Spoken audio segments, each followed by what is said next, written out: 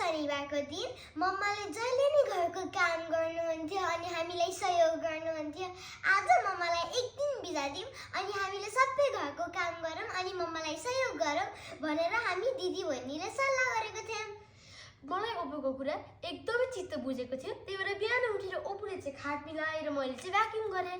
अनि त्यसपछि चाहिँ मैले चिया पकाएँ अनि दिदाले चाहिँ नास्ता बनाउनु आयो। हामी परिवार मिलेर नास्ता खायौँ अनि चिया पियौँ।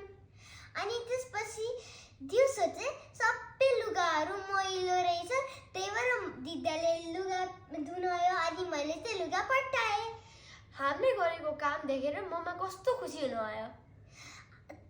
तर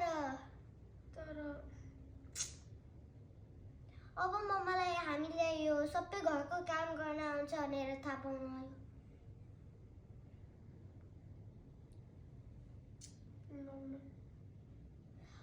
आज बल्ल शनिबार हो, 10 दिन बिदा छ।